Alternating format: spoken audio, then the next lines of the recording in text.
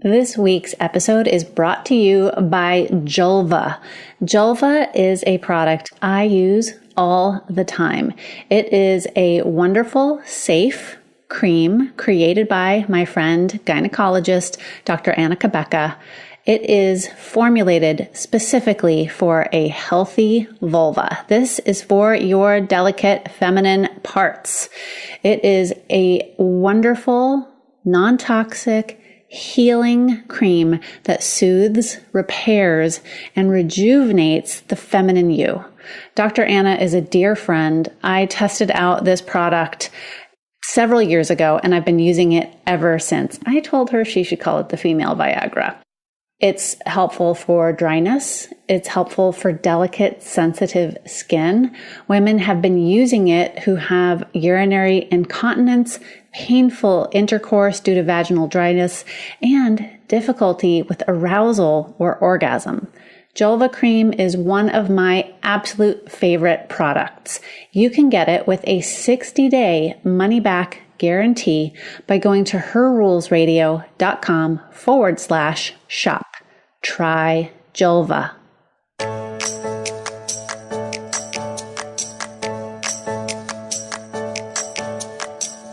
We'll be like two sweet peas, and we'll be the seamlessly heart-swept, and we'll be the great adventurers, and we'll be undefeated. If you stick with me, then I will stick with you.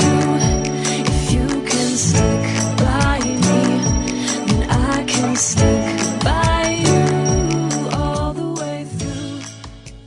And we're back. Hello, everyone. This is Alexandra Jameson, your hostess for Her Rules Radio. This is the show where women and a few cool dudes come to learn how to live life by their own rules because they're just bloody tired of trying to do it everybody else's way. Yeah, right? And I've got my co-host, my sidekick, Eric Rubin here. Hello. Eric, we're going to talk about relationships. Let's. Don't you love relationships? I do when I do. And when I don't, I'm awful. We are pro-relationship people. I would agree with that. Okay, you're married. I am. You have an awesome wife. I do. She's the coolest. I think she is the bee's knees.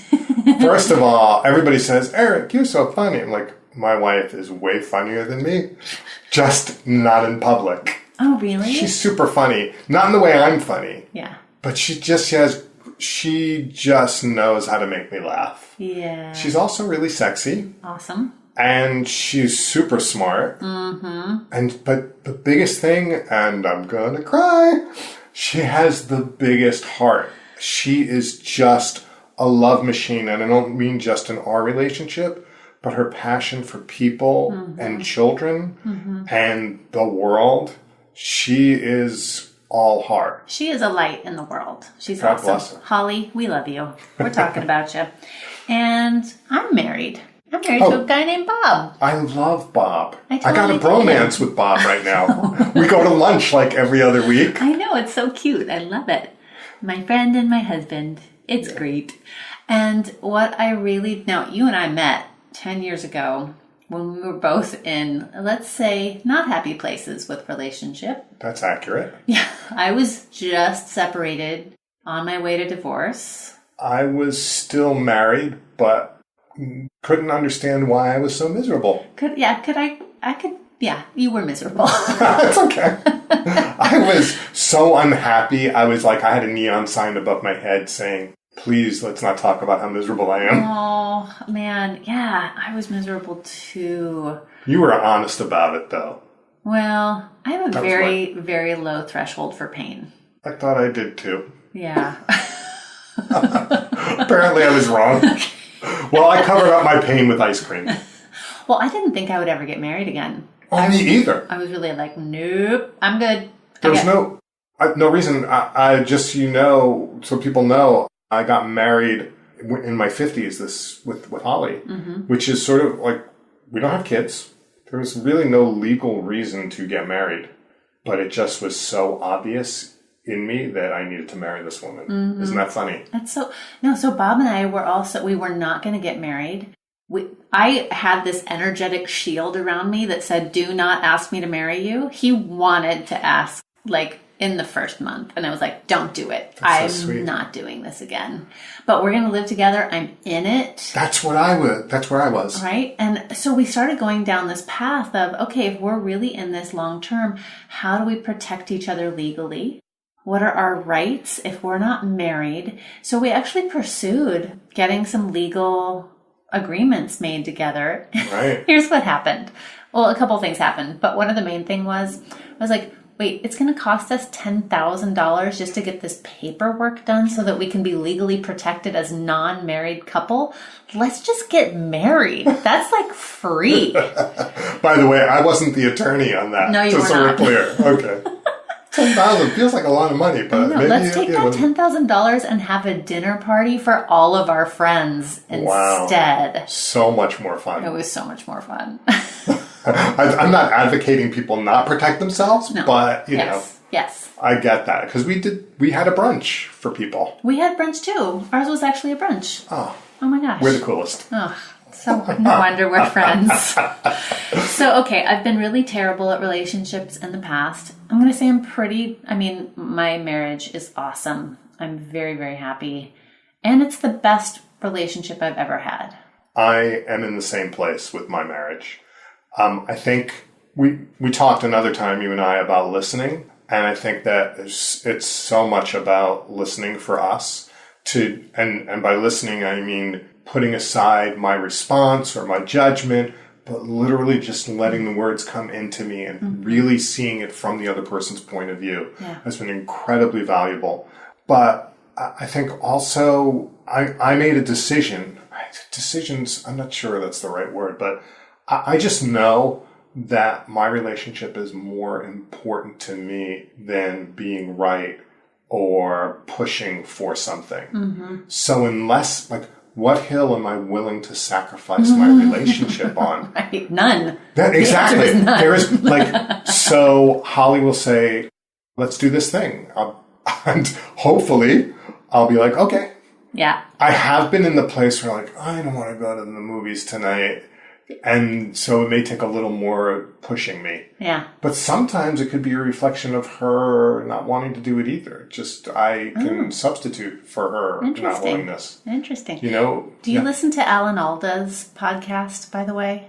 I haven't. I love Alan Alda, and I know he's got a whole bunch of things. So which one are you talking about? So he has a show. Oh my gosh, I'm totally going to blank on the name. We'll put it in the Is it show the notes. science one? It's the science one. It's all about how scientists can effectively communicate science and scientific concepts to the public. But he talks about listening in the intro for almost every show, I think, about how I'm only really listening, because it's about effective communication. I'm only really listening if I'm willing to be changed by you. I love it. As you know, I learned a lot about listening through Ariel and Shia Kane, who I still have as my coaches.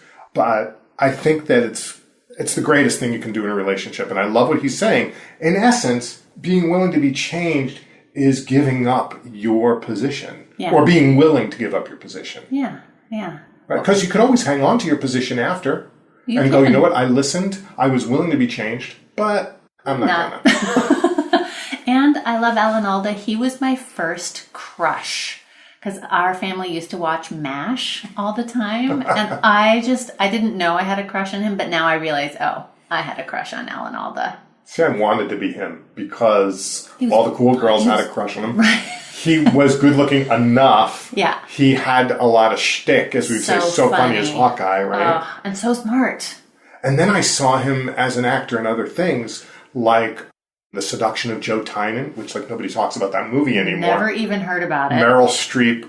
Isn't it? Yeah, you've heard of her. Oh, yeah. And other movies. And then, of course, in The West Wing. He was brilliant in The West Wing as a guy that I didn't want to like, but I liked him. He's so good. Yeah, I love him. But, well, that's what I like about his podcast as well, is that he really cares. And this whole episode is about relationships, and we're going to talk in a minute about a new book that's coming out. But the kind of intensity that he listens to people with. He's so engaged. And that's what I look for in a good relationship, whether it's friends or my partner or my child, my family. Like, are they really here with me? Yeah. Are they in this with me? When you hear people say like a relationship is 50-50, I'm like, no, it's not. That's half-ass. That's like, I want like 100%, 100%. Yes, right? I've learned that to be true. But you talk about really being there.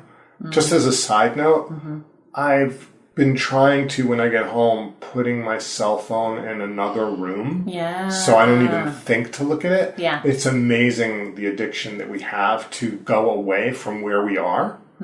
So there's really good evidence that shows if you can see your cell phone, it distracts you and it takes away from the quality of your experience.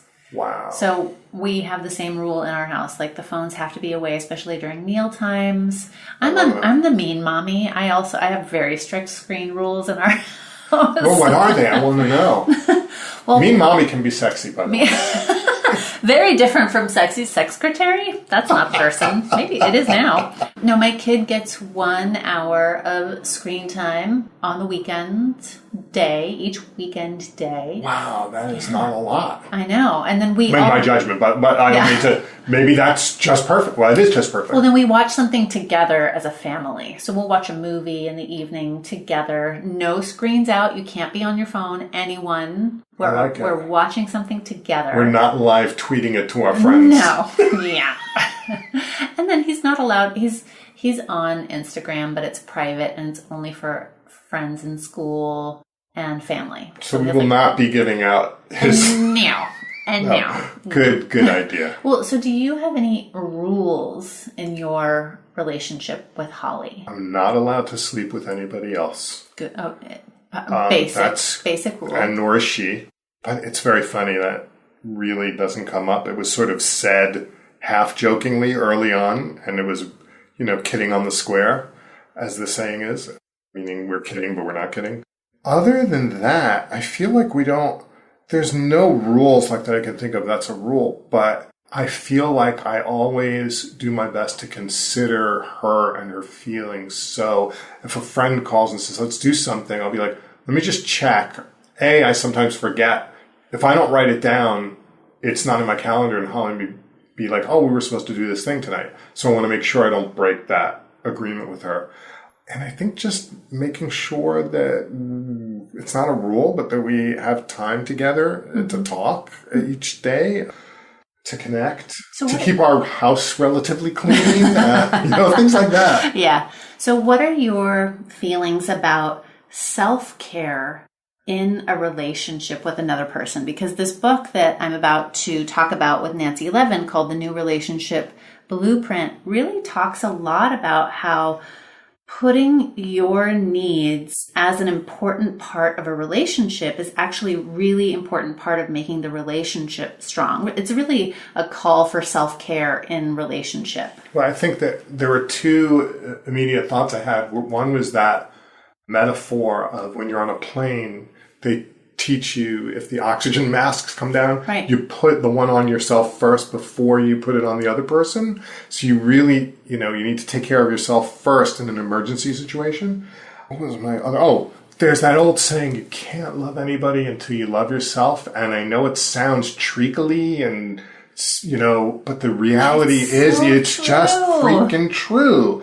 I am no good to anybody unless I feel centered and well in myself. And by the way, my experience is if I'm picking on my partner or she's picking on me, it's never to do with the other person. It's always that the person who's doing the picking is actually picking on themselves first. So, you wait. Here's a great example from my own life. You get on the scale and you're like, how the fuck did I go up 2 pounds? Well, I know how I did. I ate that thing that I said I wouldn't eat. I'm an asshole. Hi, dear. How you doing? Oh, you know what? Can you give me 5 minutes to myself? Oh, my God. Where did that come from? It's because I'm beating up on myself. Yeah. I would never yell that at my wife, by the way.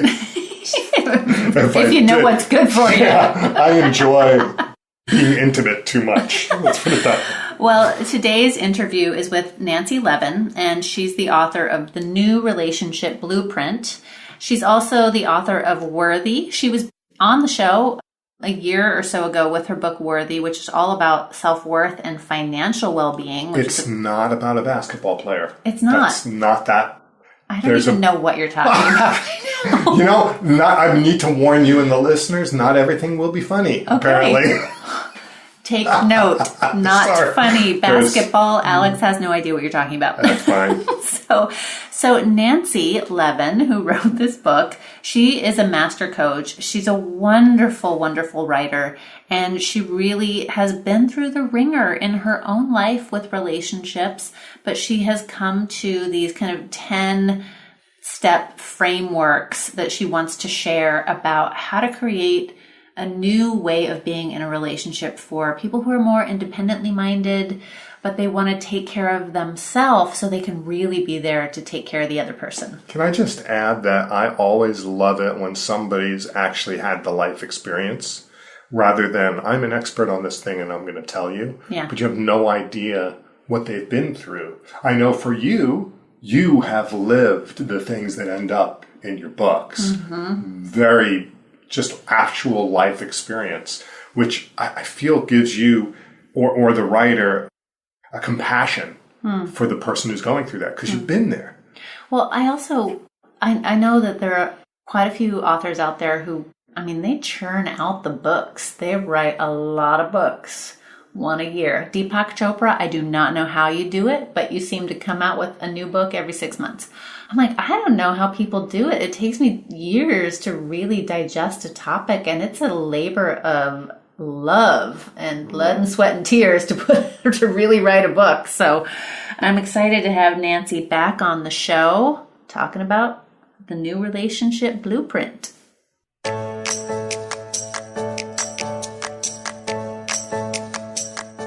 Nancy, welcome back to Her Rules Radio. Thank you, Alex. I'm so happy to be here again. I'm so excited about your new book. Congratulations. The New Relationship Blueprint. Yes, ma'am. Steps to reframe the way you love. So I'm guessing that you wrote this because you've always had perfect relationships. Always. Yeah, exactly. I really appreciate how we're going to dive into these 10 steps. And this is an incredible step-by-step guide for people who are either in an established relationship or people who want to have a new kind of brand new, sparkly, shiny relationship. But I really appreciate your vulnerability and how much you share of your own experience. And then you've got a really nice sprinkling of stories from real life people that we can all relate to. So tell me why you wrote this book. Yeah, I wrote this book because as I found myself after my divorce, really at that point, swearing off of relationships and love of any kind, making sort of this declaration that I was never going to do that again, I realized that it wasn't so much about swearing off of relationship as a whole. It was that I actually needed a new relationship blueprint. I needed a new map. I needed a new way to be in relationship. So this book is, as all my books have been, some version of a book I wish I could have read at the time. Mm-hmm. And I really wrote it about how to be in relationship after the one that fell apart or broke your heart so that you can do it again without doing it again. Yeah, I love this. This is such a great map for people who have been burnt, which is, let's be honest. They've been burnt or they've been an equal partner in destroying everything. Right, of course. Of course. Takes two often. It takes two. So this is also a great place for people who are in a relationship that they're really, really committed to. Yes. Can you use this if you're kind of leading the way in your relationship to try to heal it, right? The other person is just like, maybe not the emotional intelligence heart of the relationship. Maybe that's falling on your shoulders. Yes. So you absolutely can, because what I really have come to discover first and foremost is that relationship is not the place where we're going to in some way save or rescue or fix or change. It's really the place where we're going to grow. Yes. Yeah. And so the whole premise of this is really that we're creating a relationship container that is for our own healing. Okay, cool. Yeah. So this is a self-growth and dual growth. It is. I mean, I have couples who've already done pieces of the process together, which is beautiful. I have had, people who are single, who are dating, looking for relationship. So all different aspects. And I also have had people do this work who are where I was staunchly in that space of, I'm not going to do this again, but realizing that it's really ultimately, I mean, of course, it's really ultimately about the relationship between you and you. Uh-huh. It's not the relationship between you and someone else. Right. Yeah. You wrote that this all comes down to self-love. And you even talk about how that, what I consider an infamous line from Jerry Maguire, right? You complete me. I was so excited to see that written in your book. So I was like, that was the most disappointing moment in history for me. I was like, I was kind of on the journey with them until that moment. I was like, oh, it never sat right with me. Yeah. And so, and like I write in the book, it was, when I heard that line, you complete me, the way it located in me was you deplete me, because that had really been my experience of being in relationship, especially as a people pleaser and as an overachiever and as a chameleon and as someone who had, bent over backwards to buy love. It really landed as you deplete me. And I realized that there needed to be a space in between where we could come together and there was enhancement. So that it was you compliment me, some way of a collaborative approach. I feel like implicit, not explicitly stated in that idea of you complete me, is that I don't know myself well enough, or I'm not standing up for my boundaries well enough to ask for what I want. So I need you to fill in the gap so that I don't have to make those tough calls. Yeah. And, some version of like, I'm not enough or I'm not whole on my own. I'm in need of something else to make me that way. Right. And I think that is a pretty common limiting belief that many of us carry. Oh my gosh, I've never met a person who doesn't have that. Right? Okay, so we're going to go through most of the steps. We're going to give a little sprinkling overview of the blueprint. But I want to start off with something you wrote about in the beginning, which is how relationships activate core wounds. So talk about what core wounds are and how they get reactivated in our primary relationships and why that's a problem. So, our core wounding is based on these limiting beliefs I was just mentioning. So there's an imprint that occurs when we're very young. And that imprint occurs because we're really too young to process and digest what's happening in a healthy way. So the young version of us starts to draw conclusions about ourselves. So we will draw conclusions around significant events. So, for example, in my own case, I was 2 years old when my 6-year-old brother died, and he had been born severely handicapped, incapacitated. So there was a whole host of limiting beliefs, shadow beliefs that were imprinted on me.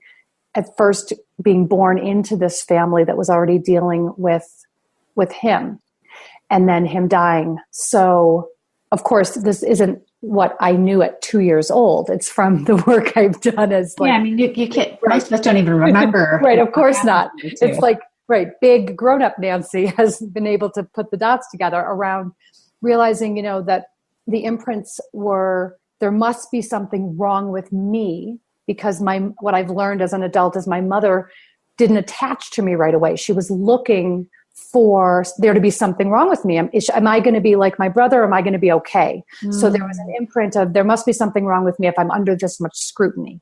There was a belief around better I have no needs, because he was much more in need of their attention. So better I learn how to be self-sufficient, independent, and have no needs. And then also another big one for me was around his death, me interpreting this as, if I'm not perfect, I will die. You know, he was imperfect. He was unhealthy. So if I'm not perfect, I will die. So what happens is, as we grow up, we are carrying these sort of undigested, unconscious beliefs. And because our beliefs are magnetic, we begin to draw toward us the people, the relationships, the circumstances, the situations that reinforce and corroborate what we believe about ourselves. Mm-hmm. Okay, so we end up getting into relationships, even, loving, romantic, sexual partnerships. Absolutely. Mm-hmm. That activate these core wounds. So how did that show up for you? Because I'm trying to help people see how this is showing up in their current absolutely life. So a big one for me was in terms of my brother dying, realizing there was nothing I could do to save him or fix him or make him well. And also trying to heal a grief in my parents that could never be healed. This translated into me then marrying a man who literally, on like the day we met, it was as if he introduced himself to me by saying, "Hi, I am broken." And I said, "Great, I am Superwoman. I will fix you." And so our marriage really became this match made in heaven of the wounding, of my wanting to save and fix, and him really showing up as, I'm in need of someone to save me. Mm-hmm. And so I'm just trying to do it on like the most sort of simple or basic way of the way that, because the independence pole and the abandonment pole are really two quote unquote opposing forces that stem from the same place. Right. And so the more independent or the more no need, the more no need we have, the more we will draw toward us the person who we will deem as needy. Right. So the next piece of this, which I really wanted to, again, define and kind of frame before we go into the blueprint, is triggers. Yes, great. Perfect. That. Okay, yes. Go for it. Awesome. So this is, for me, this is like one of it's a really core piece to get. And when you do, it can really shift the way you relate to being triggered. So if we start to look at our triggers, which are the ways in which we are affected by someone else's behavior, ultimately, we want to first be able to identify the quality in the other person that the behavior is presenting. So for example, and I'll be very quick to say that we disown qualities. As we're growing up, we disown parts of ourselves that we deem bad or wrong. So it's anything that you are quick to say, I'm not that. Anything you're quick to say, I'm not that. And the truth of the matter is we are everything. We are that as well. So for me, a big trigger was lazy. Growing up, my mother, it was very clear there was great disdain for lazy. My mother was one of those kind of people who, like, the minute we were out of bed, she made it. There was no napping, there was no resting, there was just doing and going and all of that. So I made a very clear decision. Lazy is bad. I am not lazy. I marry a man who is the dictionary definition of lazy. He didn't want to work. He just wanted to ride his mountain bike and play all the time and snowboard, and he did not want to work. So it was very easy for me to point the finger at him, you are lazy. And for me to say, I'm not lazy, I'm a workaholic, quite frankly. I work like a dog. So we have to separate the behavior from the quality. So in other words, the only way that I'm going to be able to integrate, because the soul wants to be whole. So we have to pull back in these qualities we've disowned. I have to own my own lazy. Now, the tricky part for most people is that we get caught up in the behavior. Again, about the work, let's say. It's not about the work. It's not about the behavior. It's about the quality. Where does the quality lazy show up in me? Sometimes in the middle of a Tuesday afternoon, I will lay on the sofa and binge watch 5 episodes of my favorite TV show. What is it? It depends on the day. Sometimes it's Nashville, sometimes it's Grey's Anatomy, sometimes it's Orange is the New Black. Nice. Okay, good. Just getting to know the real you. That's the real me. But that's my lazy. And then I can begin to have compassion for the quality of lazy. I don't have to like his behavior. That's my choice. I can have compassion for the quality. And then I can really own I am lazy. And there's a gift in my lazy. It helps me rest, rejuvenate, cry, laugh, replenish, rest. Right. And then I can go into, I am lazy and I'm an overachiever. I'm both, because we are all everything. So why is knowing these triggers and how it shows up in you personally and in your relationship, why is that important in this new relationship blueprint? So that we can begin to take responsibility for ourselves and our choices and the way that we show up, instead of thinking that it's always about the other person and blaming the other person for what they're doing or not doing. Because the bottom line is, we will never have any control over what another person does or doesn't do. Damn it. I know, right? Believe me, I spent years. But we do have control around the way that we react and respond. So the reaction piece is what happens with the trigger. So the ninja move is to be in the trigger. And we all know what it feels like. It's like, for me, it shows up right here in my upper arms. For other people, it's their throat or their chest or whatever. You know it in your body before you even are conscious of what's happening. And to be able to literally stop and say, okay, I'm being activated. What's going on inside of me? As opposed to the other person is whatever adjective or quality of the day you want to throw in there. Okay, so I just have to quick reference another book, which you might have read, because it so helped me understand what you're talking about. It was Stephen Cope's book, Soul Friends. I have, yes. It was another Hay House book, and it talked about different kinds of friendships. And he talks about how we learn ourselves through our relationships to other people. Absolutely. And it was I was like, oh, duh. Like, of course. And I do think that relationship is where we learn to know ourselves, learn to love ourselves in that context, in that container. Yeah. So the first step of your new relationship blueprint is to reframe relationships as a spiritual path. Now, some people, I want to speak to the people who might rankle a little bit with the idea of spiritual. I don't define myself as spiritual, although more and more people are.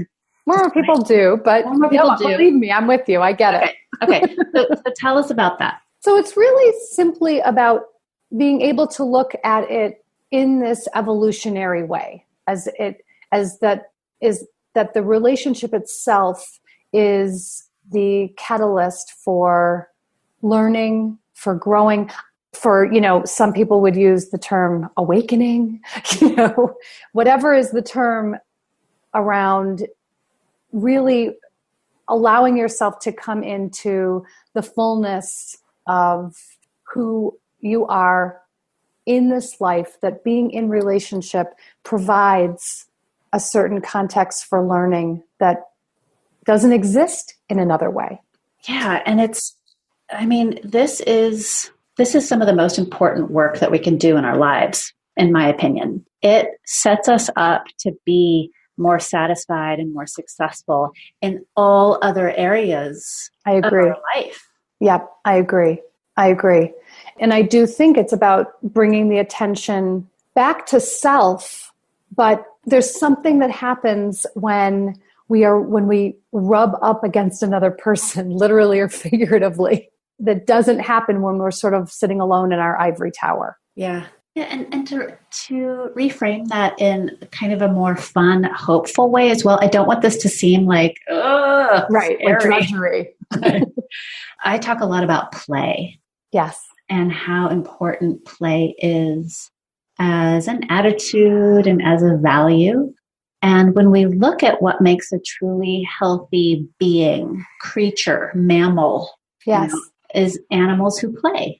And that is being comfortable enough to be with another being, usually. Yes, self-play, absolutely important.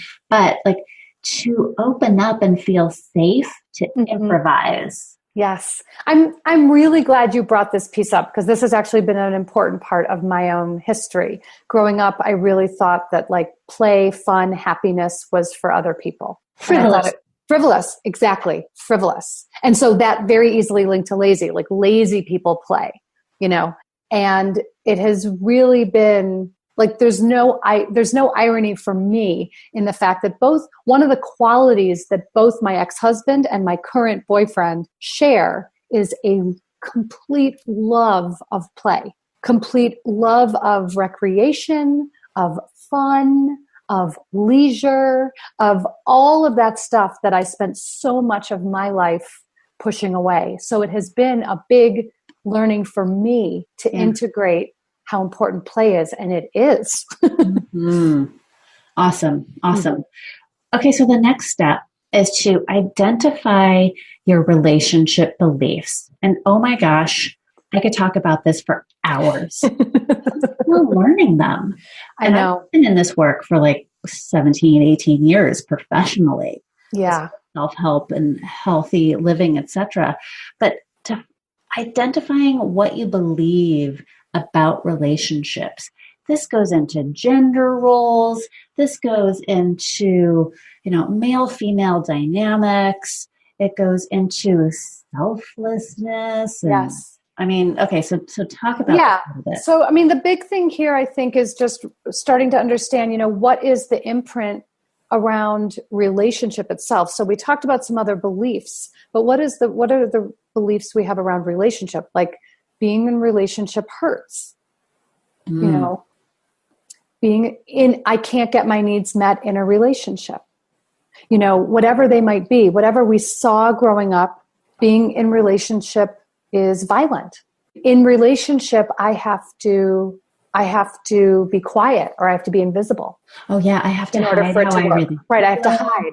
Right. Exactly. With what the other person wants. Yep. I have to acquiesce, all of that. And, I really do believe, and this sort of goes back to the few steps that, that we're looking at here, even around, I really do believe that we think we have to hide some part of ourselves in order to be loved and accepted. Yeah. So for some of us, that's, a skeleton in the closet secret. For some of us, it is these qualities that I was talking about earlier, these qualities that we say are bad and wrong, and I'm not that. So we learn at a very early age how to begin packaging ourselves to be digestible to others. And so, I'm just like, oh my, I'm going through an inventory of my own life right now. Right. So we start to learn how to do that. And that becomes the currency that ensures our safety and our lovability, essentially. Yeah. One of the core wounds that was slightly adjacent to the one you shared, my mom's sister, my aunt, and then my mom's father, my grandfather, both committed suicide within a couple of years of each other when I was really, really young. I don't remember my aunt at all. I barely remember my grandfather, but the impact, the ripple effect was so huge on the family. And I can just see how immediately my brother and I started making decisions or definitions about relationships because of the upheaval. Yes. And one of my beliefs about relationship, maybe you can help me suss out the difference here, but I was like, okay, like mom's depressed and exhausted and devastated. So I'm going to take care of myself. Like, I'm going to take care of me and I'm going to take care of her. Right. Because I don't really understand what happened, but she's a mess. Right. So then going forward into relationships in my own life, I was like, nobody needs to take care of me. I totally got this. Yep. Yeah. And I wonder, is this a core wound and a relationship belief? I would say that, they're intertwined here because it's the driving force around, and it's very similar around like, better I have no needs, and in addition to sublimating my own needs, I will make it my business to take care of everybody else and make sure that their needs are met. Right. But here was the trick. that I played on everyone and myself. Yeah. I'm going to take care of everybody else and I don't need anything until I do. And then I'm going to get I'm real resentful. It's going to come out sideways. Exactly. Because that's what will happen. Because the truth of the matter is we do have needs. Yeah. And when our needs go unmet long enough, the truth will come out sideways. Sometimes, and it can come out in self-destructive ways. It can come out in self-sabotaging ways. It can come out in illness. It can come out in a host of ways. Yeah, yeah. Which really leads perfectly into the next step of the blueprint. Revisit your relationship history, or as I put in quotes, baggage. Right, which is exactly what it is. It's great. I did this. I did a workshop on the new relationship blueprint earlier this year at 1440 Multiversity. And it was an incredibly artistic group. And so we ended up making the relationship history timelines as art projects. And it was so amazing to be able to see it visually as opposed to just sort of linearly in a journal or written out. Mm-hmm. And to start really seeing, like, going all the way back to the first significant relationship. And, as we're talking about relationship, we're talking about, yes, intimate romantic partnership, but also the truth of the matter is anything that happens there is rooted back with mom and dad or is rooted back in family of origin. And can go forward into your own children. Exactly. So a lot of clients I work with are really working with even healing something with their kids that will retroactively heal something from their own childhood. Yes. It's powerful. And if you can, because then you're going to start to see when you do this timeline, when you revisit your relationship history, you're going to really clearly see the patterns. Yeah. It's so interesting. I mean, this is, again, I don't want this to seem like so overwhelming. Like, this might be the greatest work of your life. And I'm saying that to you and to the listeners. Yeah, thank you. But I agree with you, and I think that I'm growing into knowing that still. Yeah. It's for the brave. It's for the ready. Yeah. And it's for the people who want to be ready. Yeah. Yes. Yeah. Because, I think, first of all, most of us approach whatever's going on in our relationship, whatever negative, let's say it this way, whatever is going on in our relationship negatively as a problem. And so I want to also begin to support the reframe and the shift around that, it's not a problem, it's a portal. It's not a problem, it's an opportunity. Yeah. It's not a problem, it's actually an invitation to growing and knowing ourselves more deeply. Yeah. And to do that, we then talk about the next step, which is, again, so key to human life satisfaction, which is making peace with your past. Yes. I mean, once you do all this excavation and you revisit your relationship history / baggage, then you have to not beat the shit out of yourself for what you see. So this is so huge. And so there are a few key points in this step that I talk about. So one of them is that I really don't believe in closure. Ooh, tell me more about that.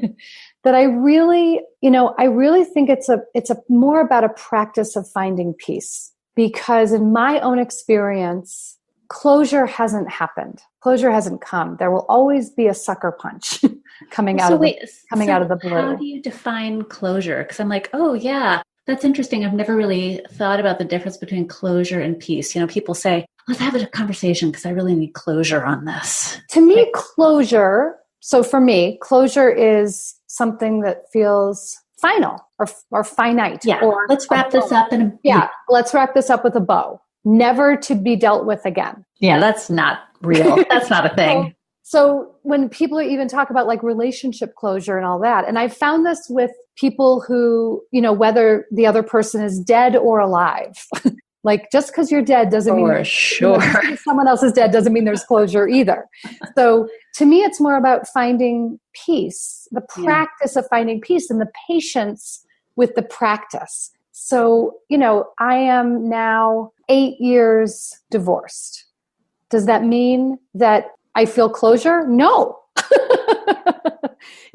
And just like I was saying, there can be sort of a memory, like memories there, like inside jokes. There's a word that he and I was like, he's the only person on the world that would get the joke about that word. Or God forbid that song come on. Or that song, or that anything, right? Any of it. And that's true. What I think happens is that our recovery time shortens. To me, that's the practice of finding peace, that over time, it's not like, oh my God, I'm brought to my knees, or, oh my God, I hear that song and I'm in tears for the rest of the day eating chocolate, or whatever. So I think it's about the recovery time shortening and giving ourselves permission. Wait, where's the step in your blueprint that's about cry and eat chocolate? Right, exactly. Giving ourselves permission to feel, but then also giving ourselves permission to forgive.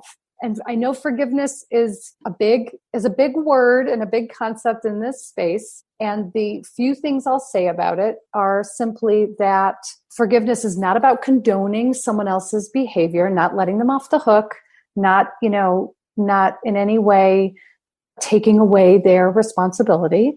Forgiveness is a gift that you ultimately give yourself. It is, to me, one of the highest acts of self-love, because it is our choice to let go of that burden of resentment that we've been carrying. Oh, man, sure. And, obviously there's often with forgiveness of self, particularly, there are pieces of shame, there are pieces of guilt, and all of that needs to be lived through, moved through. It's not like there's no magic wand here, Right. Oh, man, in the last year, I had the most profound experience of finally forgiving someone, a couple of people. And it did not happen the way I thought it was going to happen. Believe me, I had been trying to forgive for like 7 years. Yeah. And I was like, I need to let go of this, because I know it's damaging me. It's sucking my energy, it's taking too much time, mental bandwidth, all this stuff. I got to move on. Couldn't do it. And then all of a sudden something crazy happened, and it was like instant. Yeah. Oh my gosh.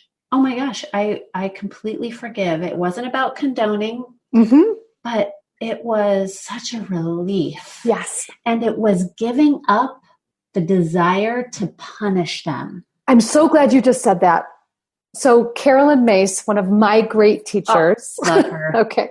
She says that the reason we don't heal is that we want other people to feel pain. Yes. I was like, it feels so good to be right and for them to be wrong. And that when we let go of any sort of that piece of revenge or punishment or, any of that, when we are fully able to let go of that, that's when we can heal. So again, the forgiveness stuff has nothing to do about the other person, even when we're forgiving them. Totally. But man, you can't get there till you get there. It's true. And it's one of those things. It's like we can give lip service, but it's a visceral thing. It's happening in the body, in the heart. Yeah. Speaking of the body. Yes. Step of the new relationship blueprint, which is redefining intimacy. Yeah. And it's so funny. Every time I hear the word intimacy, all I can think of is when my mom worked at JCPenney's in the intimate department, right? The intimate section. That's so funny. Which of course is like lingerie. Lingerie and negligee, which is a word I've never heard a woman use ever. I don't even know that I've ever used it. Yeah. So I think most of us do relate to intimacy as some kind of sexual connotation. And one of the things I really talk about in this book is that relationship is a container for, we have to trust the strength of the container for you to show up in your fullness, me to show up in my fullness, and for it to be able to hold the truth of who we both are, even when there are differences. And so to me, the conversation about intimacy is really about authenticity or vulnerability, because the truth is we're only going to have intimate connection when my vulnerability can meet yours in that sweet spot. I know for me, for most of my life, I lived very armored. I lived in a place of no one will ever see me sweat. I will never let anyone know me. I don't want to know me, and I will never let anybody in here. And it wasn't until, my whole own life blow up, marriage blow up, that I was in my own dark night of the soul, where I was like, oh, okay, here's my truth. Here's the truth of who I am. I can now let other people in to see me. I found that the people I feared revealing myself to the most are the ones who rallied around me the fiercest. Oh, that's wonderful. It is. And to me, that's intimacy. Yeah. So can we just pause here and underline and put a big red circle around how hitting the fan could possibly be the best thing that ever happened to you, for you? I'm going to give you a hell yes. Okay. Now, not that we should go looking for drama. No, believe me. In the moment, so, just very quick, to say that in the moment that I stood in the hallway of my condo with my ex-husband holding my journals that he read. Oh my God. Right. Telling me that he's going to share pages of them with my friends, family, coworkers. Yeah. In that, in that moment, believe me, I couldn't have possibly imagined for myself the life I'm living now. Wow. I couldn't possibly have imagined that I would be right now on this podcast talking to you, publishing my 4th book, left my job at Hay House, which was my dream job that I thought I would die in. I never in a million years thought I would leave my job, become a master coach, you name it, like all the things that have happened since that moment. Yeah. Because of that moment. So I will tell you that as terrifying, as catastrophic as that moment was, I literally can get down on my knees and say thank you, because if you hadn't read those journals, I would still be there in a marriage crumbling, in a cage of rage. I would be there. Dang. So I am with you. I put the big red circle around that. All right. Okay. So what happened next in your relationship? I'm going to jump ahead a couple of steps. Yeah. Because I really, really, really appreciated this conversation, which was going it alone for a while. Now, it's funny. I just had this conversation with my son this morning. He's 11. Yeah. And he's going into 7th grade. And we're talking about what he's looking forward to, what he's worried about, etc. And I was really honest with him. I was like, so, in 7th grade, it was actually when I was mean girled out of a group of friends. I ended up all alone, totally friendless. And we had this big school trip to Disneyland. And I had a great time, even though I had I was alone. No one would hang out with me. No one would wait in line with me. Nobody to ride the rides with. And there was a part of that day that was really sad. But I was like, you know what? I'm thinking back. I'm like, I had a great day.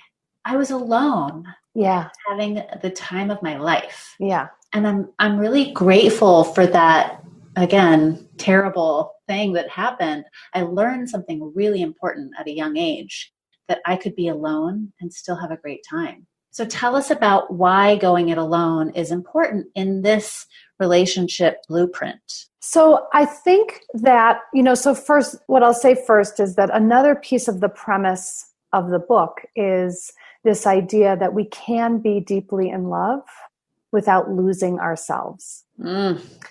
So, again, because as I said at the beginning of our conversation, I wrote this book that I wanted to read.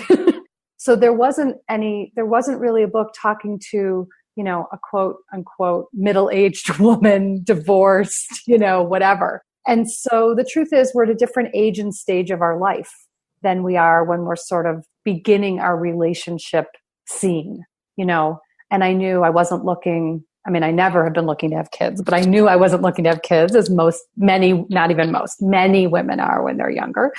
I wasn't looking to get married again. I wasn't looking even to live with anyone again. So it was like coming into a relationship again. It was like getting clear on what did I want? What did I want of this, like, you complement me piece, but realizing that for so many of us at this sort of age and stage of our life, we've experienced the kind of relationship where we did lose ourselves. Most people, I'm not even going to say just women, because I coach a lot of men too. Most people have that experience of feeling like they disappeared at some point. along the way. And so it was really important to me in my own journey too, to really be firm and strong in my relationship with me first and foremost. And so even reframing by myself to with myself, and what am I willing to do with myself? I know a lot of people who haven't really been on their own in any way, have gone from their parents' house to basically a husband's house, or, just been or been serial relationships or whatever it is. So that this idea of being on my own with myself is really terrifying. And yet when we let ourselves have the exercise of it, we start to learn, oh, what are my preferences? What are my desires? What does life look like when I make myself a priority instead of everybody else? And then this whole piece, which is another sort of foundation of the book, is reclaiming selfish. This whole idea that, again, like the disowned qualities, I'm not that. Well, selfish, we put the charge on selfish as bad. But the truth is that I really think that selfish, self-care, self-love are like three sisters whose job it is to support us in honoring ourselves. And to me, this piece about going it alone is about coming back to honoring myself, my wants, my needs. How do I feel? What do I want? What are my preferences? Yeah, it's about being a whole person in a relationship with another whole person. Exactly. Yeah, exactly. Yeah, I know. I was so, I'm in my second and I desperately hope last marriage. Bob is amazing. I'm learning so much. And I'm also really grateful that we respect each other's needs and we're both really clear with each other about when we need to be alone. Yeah. We want to be together. We both have times when I'm like, I need a weekend by myself. Yeah. I'm going to go, rent a room in somebody's Airbnb out in the woods. Yeah. And I'll see you Monday. Yeah. And it's not about getting away from you. Right. It's about being with me. Exactly. Yeah. That's really flies in the face of going back to step 2, our beliefs about relationships are supposed to be. Right. Most of us did not have mothers, especially, who were like, later, no, I gotta get out of here.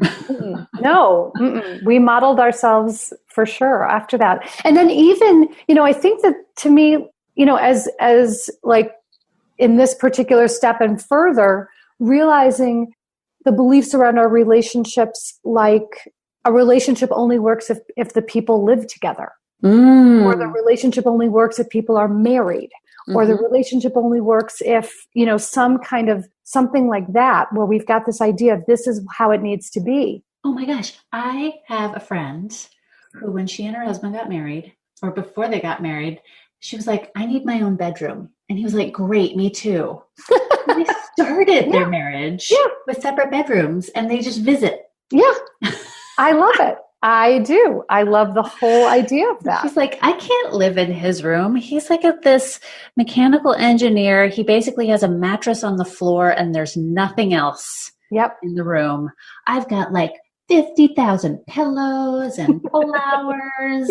And he doesn't want to live in that. I get it. I totally get it. It's like, oh, I can ask for that. Right. Right. Exactly. I can do that. Yeah. So it's interesting. So you actually teach this in group settings. Like you said, you've been teaching workshops. So how is it, and I already know the answer, but I want to hear you say it. How is it for people to go into a workshop with people they don't know and talk about how they want to reframe their relationship?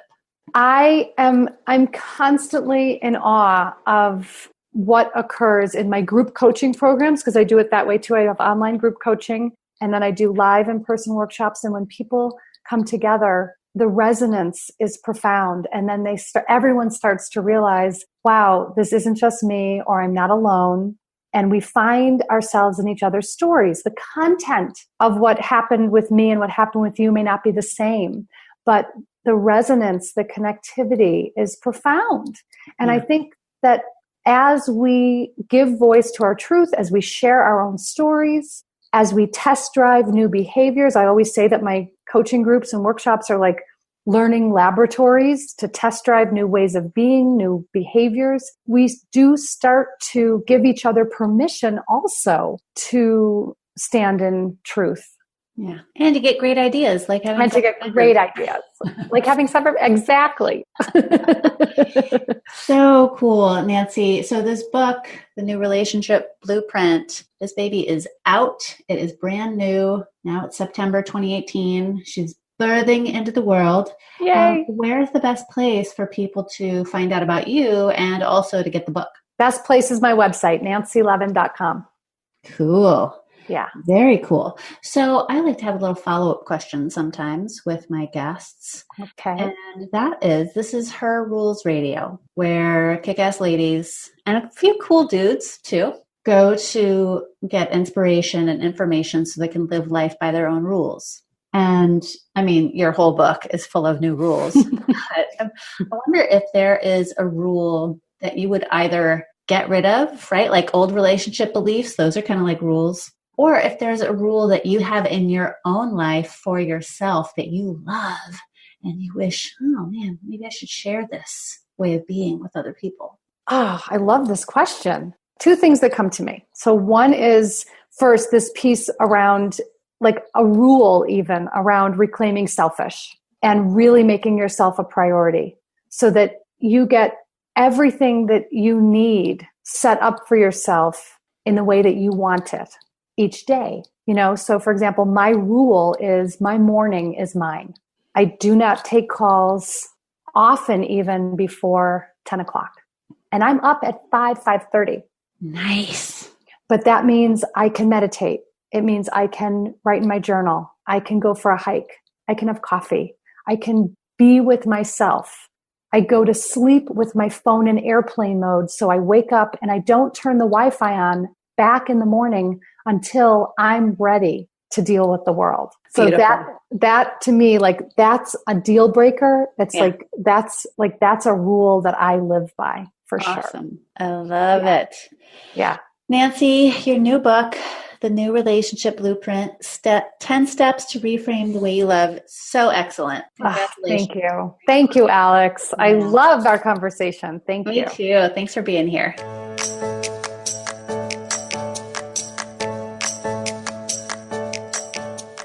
Thanks for stopping by this week, everyone. Really glad to have you here at Her Rules Radio. Now, don't forget to go check out herrulesradio.com/shop, where all of our great advertisers and sponsorship promoters are there. You can support the show by getting great products and programs from our sponsors. And don't forget my brand new book that I co-wrote with my wonderful husband, Bob Gower. This book is out now. Go to gettingtohellyes.com, download the book for free, or go on over to Kindle and download it for 99 cents right to your little Kindleberry. Come on back next week and be sure to go on into iTunes and leave a review. It really helps other people to find the show. We'll see you back here soon. Mwah.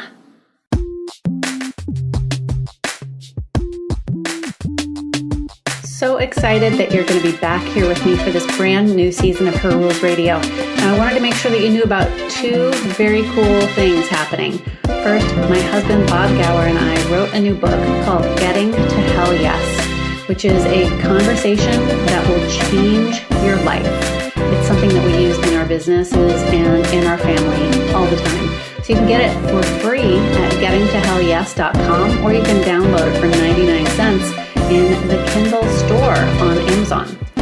Lastly, I have a brand new way for you to help support the amazing sponsors of this show and get some very cool things in your life. You can go to herrulesradio.com/shop and find all of the wonderful makers and products that I use in my life that I have enjoyed making partnerships with. So go check out herrulesradio.com/shop, and we'll see you soon on the next episode.